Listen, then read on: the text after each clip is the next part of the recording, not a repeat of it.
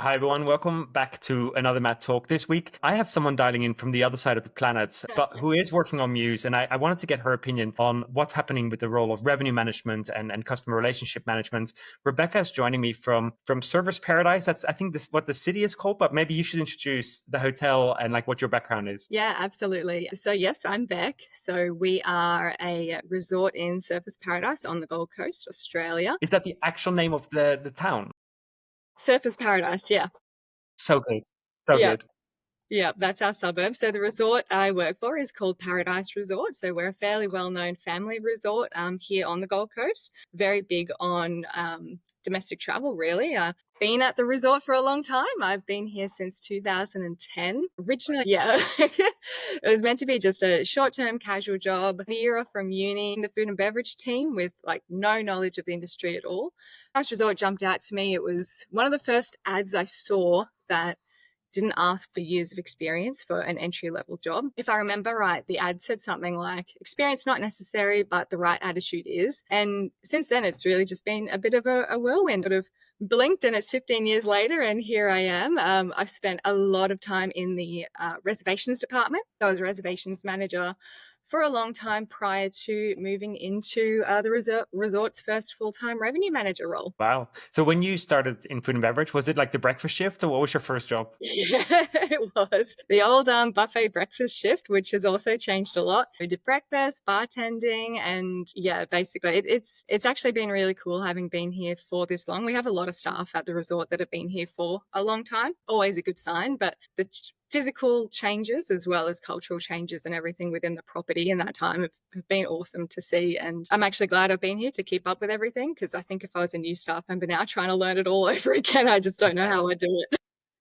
And then in the 15 years, has the tech stack remained relatively stable or have you changed tech stack very often? Changed a lot. Yes, changed heaps. I would say most of those changes came in the last 5 years. I think the first 10 years I was here, like we were on quite an outdated PMS. And once we changed that, obviously to Muse, it really started that flow on effect with the open integration. We could really just start using a lot more plugin software to just tick a lot more boxes and we're still going. So if you think about, you really have seen every department in a hotel. Are you like, actually, the guests are having the exact same experience as they had 15 years ago when they walked in the door? Look, I think a little bit of both applies. I think it really does transform the guest experience in terms of a convenience perspective. I think our overarching goal at the resort, which is really to provide that, those cherished family memories and the whole experience of enjoying time with the kids and activities and all that, that's all still there, but there's just so much less hurdles for the guests to jump through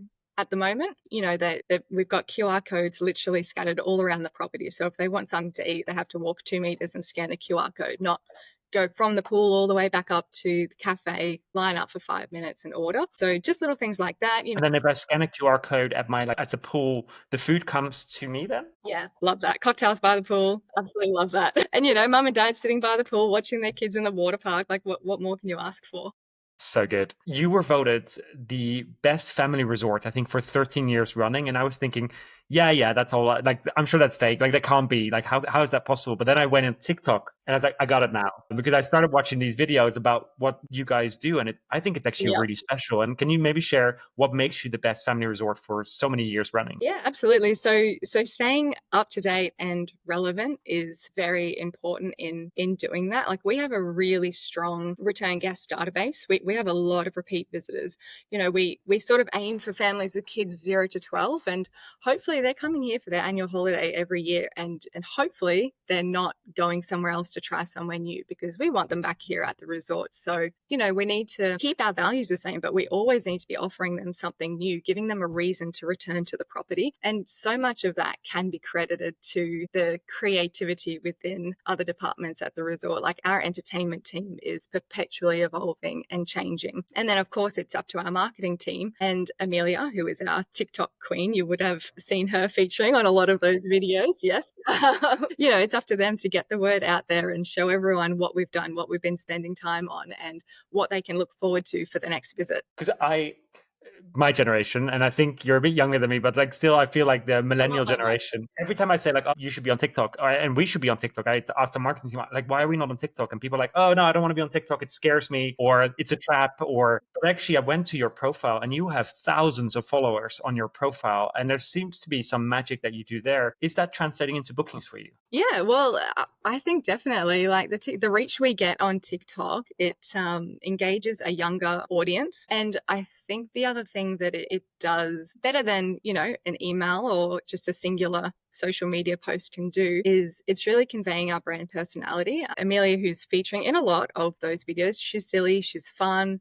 She's really embodying the feel and meaning of Paradise Resort. We're always trying out new things to find out what our audience is going to engage with. It's building that community connection. Like I work in the same office as Amelia, and we have kids coming and knocking on our door looking for her, begging to be in the next Paradise Resort TikTok video, which is awesome. Personally, I can definitely sympathize with those people that you mentioned that don't want to be on TikTok because it's scary, because poor Amelia is coming in here looking for volunteers to be in videos, and we're all like, don't make eye contact, don't make eye contact. But the fun loving staff and the kids that are here definitely get involved.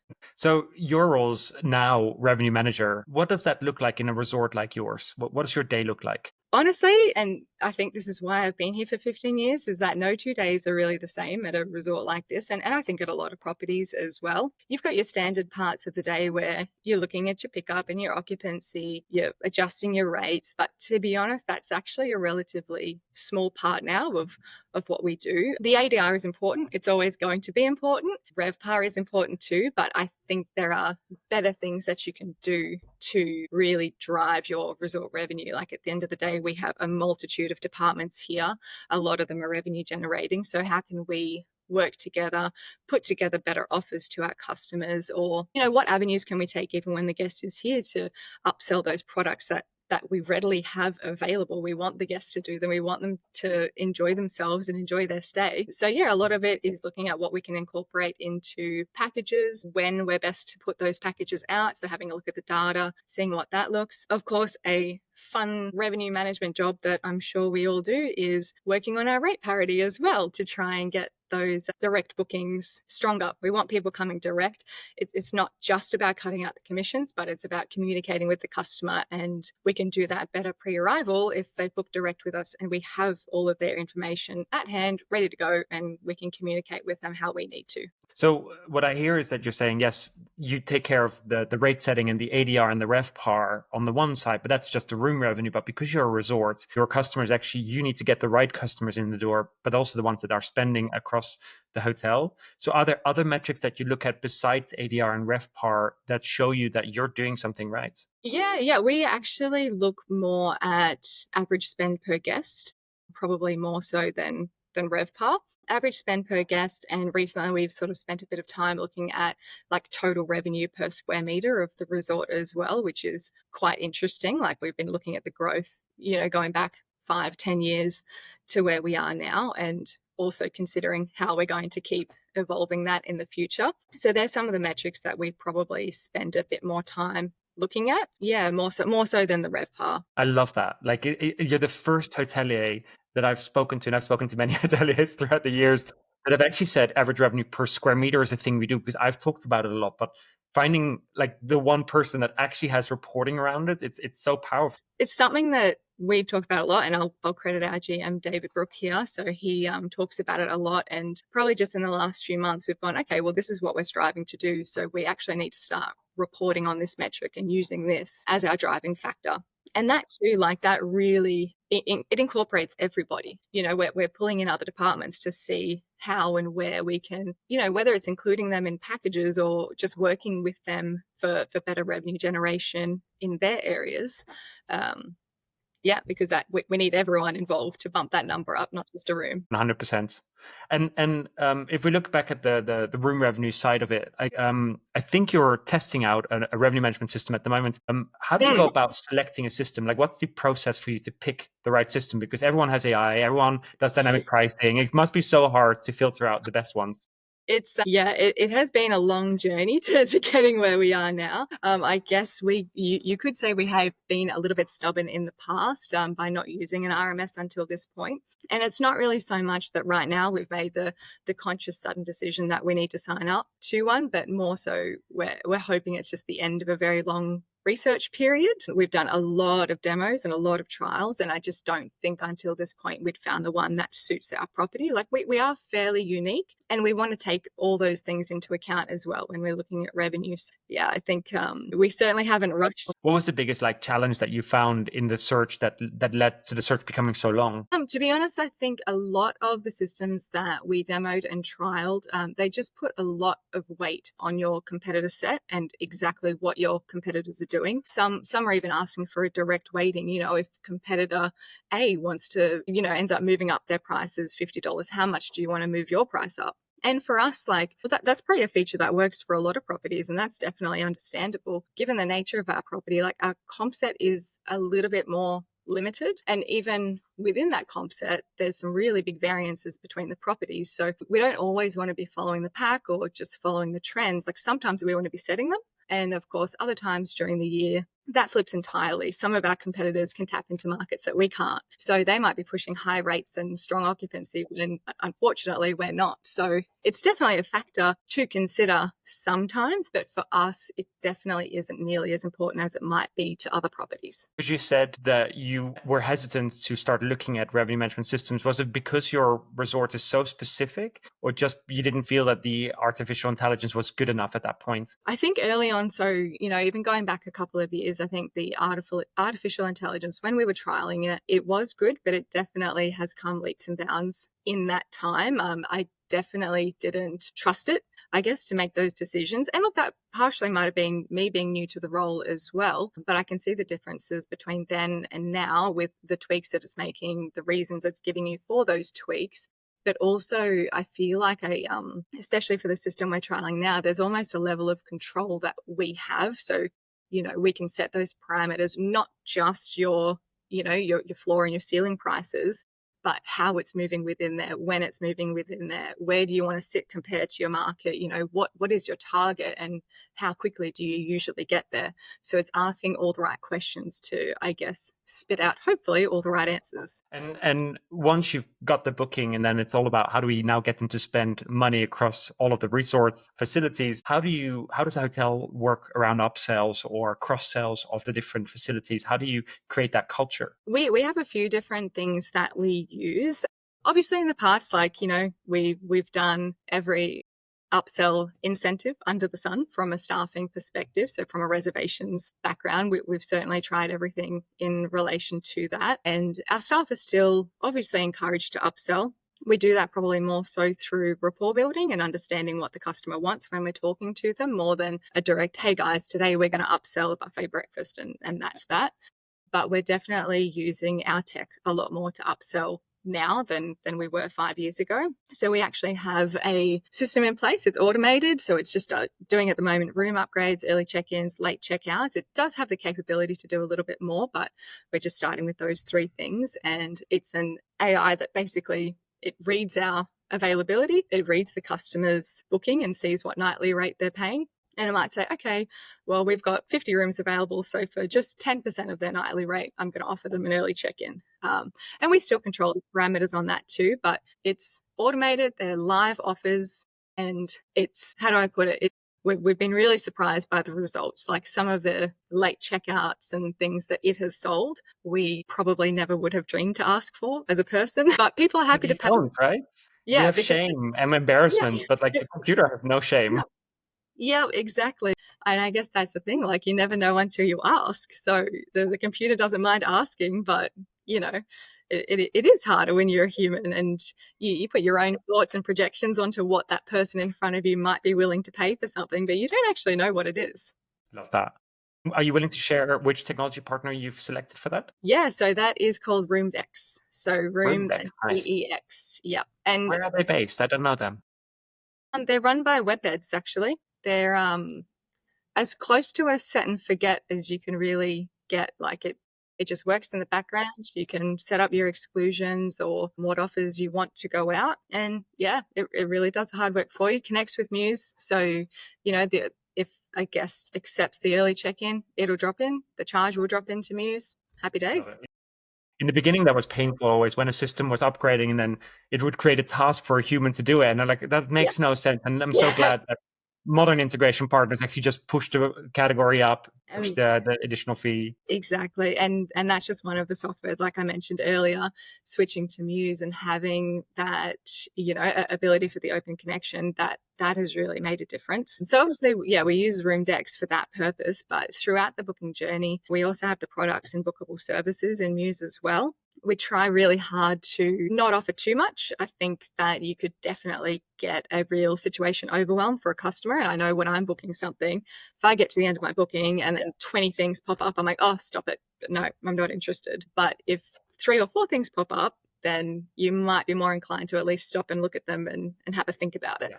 And you said that you're doing mostly domestic business, but then in Australia, like it's so big. Do people fly or do they drive to your hotel mostly? A lot of drive market are visiting us. Yeah, a little bit of both. The majority of our customers are coming from New South Wales and Victoria, which are sort of our closest states, and Queensland. Sorry, I forget not everyone's going to know what the states of Australia are. But yeah, a lot of people are driving. And then they bring their car. So I'm assuming you have a giant car park. How do you manage that? It's unfortunately not quite giant enough. We do have a car park here, absolutely. And there's quite a large number of spaces, but not enough for every single room to have a space. So that is something that we've changed recently as well with how we're handling the car parking bookings. So just recently, and full credit to the team at Muse, particularly Tom and Ben, who really got us across the line on this one. We've actually just changed to using the parking as a bookable service within Muse. And it really has made a massive difference. Like, I'm very glad we made the change. Handling those bookings used to be an enormous hassle for us. Like, our reservations team would be inundated because our marketing team could get the word out that you need to book your car parking, but you have to contact us to do it. So guests are ringing, they're emailing, they're messaging on social media, whatever they need to do in order to book their car park. Because we don't have enough for everyone, we couldn't really put it out there as a product for guests to book themselves because we had no way to stop them when the car park was full. So being a bookable service, fully inventory managed now. And of course, we do have the option to do a bit of revenue I'm yielding. so glad you said that. That was my next question. Do the rates fluctuates then now? At the moment, it is flat. It is a hot topic of conversation, though, because obviously at certain times of the year, we have all 360 rooms full and other times we don't. So obviously it's in a lot higher demand than it normally is. So I would suggest that's the direction we're heading in at the moment. And I'm imagining as a resort hotel, there are peak times at the reception and there's lulls that you have. When is the busiest time of day or week at the reception? And how does your team cope with that? Busiest times would definitely be Friday and Saturday afternoons.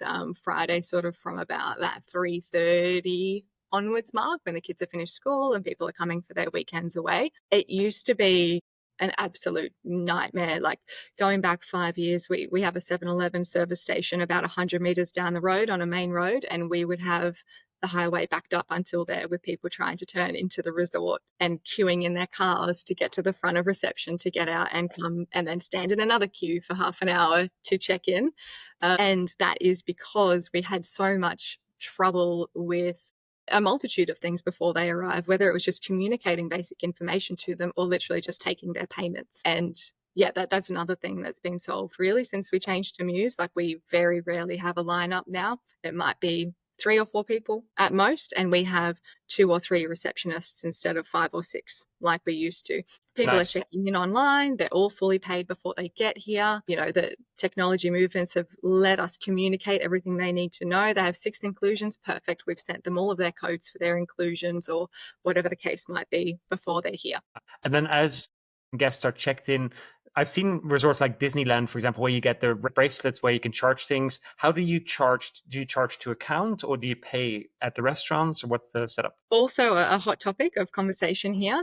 For the exact current moment, we've actually turned off our room charge features because we on checkout, a huge holdup was people arguing their room charge bill and the physical receipt that you had to sign for, the number of times that our receptionist would have to go through the daily bag of finances and receipts to find it. It wasn't digitized. They were physically having to show the customer their signature on a $10 receipt to prove that they had that glass of wine on that night. And it was probably costing us more in staff time handling those issues than we were actually making off having the room charge function there. So we also debated, like, we all absolutely love the idea of wristbands, and in a perfect world, we had this wonderful plan for how we might use that, including access into certain areas and so on, but it just hasn't quite worked for us yet with what we've got. And to add in another layer is, those QR codes that I mentioned before incorporate another system again into ordering. So your online ordering is another system again on top of your POS. So we haven't managed to solve that one across all platforms just yet. But honestly, like most of the times in the hotel, I just have my wrist and like it's faster to just tap that against any device than having to write it down on a piece of paper, get charged to the reception, Exactly. then having to check the bill. So I think payments is innovating at such a fast pace that actually it doesn't really matter how you offer to pay because you Yeah. always have a digital device with you. Exactly. 10 years ago, we never would have dreamed of turning off room charge because we thought that drove so much of our revenue when people were sitting poolside because they didn't have to leave their wallets by the pools. They could just come up and sign for something. But no one goes anywhere without their phones now anyway. So sort of once we realized it actually wasn't going to impact our revenue generation all that much, we sort of were pretty quick to make the decision. My last question, what is a thing that gets you really excited about the future of technology? Like what's a thing that you're excited to test out and get your hands dirty with? Really good question. So I think obviously we've just signed up. Well, we're on a trial period, I should say, with an RMS, and I am really excited for that to take on the daily changes to rates. A huge challenge I have is that we have 30 different room types at the resort. So I really, as a manual process, I know I'm not capitalizing on the revenue that we could be earning with the variations between those rooms and as they sell out at different paces. And so that's something that I'm really excited about, but just as excited as I am about, growing that revenue via using that system, I'm actually just really excited to not be doing that part of the job for potentially an hour and a half to 2 hours a day. We've got so many projects that we want to work on here that, if I have that time back, I can work on those things. So staff training sort of across the board is a massive one for us, and really, really building that revenue culture within the property. And that's something else that our GM and I have spoken a lot about, is making sure everyone from the ground up is on the same page. Like, we have different departments, but we are all working towards the same goal. So I think staff knowledge and not just them learning from us, but also what can they teach us about what the feedback the guests are giving them, what they think is going to work. I think that two-way relationship is really important, and that's a big thing that I'm hoping to build on over the next 12 months and really get everything flowing, hopefully cohesively within a revenue culture perspective across the resort. Love that. Thank you so much for joining me today. I've really, really enjoyed listening to you. It sounds like you're already living in the future of revenue management, which is like thinking about total revenue on the hotel. I'm excited to actually continue to do a catch up in a couple months, actually, to see once you roll out the revenue management, what actually Yeah. you've been able to do with that extra time, because I think it's so valuable to get that time back. Yep. All right. That's perfect. Now I'll be held accountable. I have to make sure I do something good with You my said it time. out loud. Nice. Thank you so much. Thank you for having me. It was a pleasure.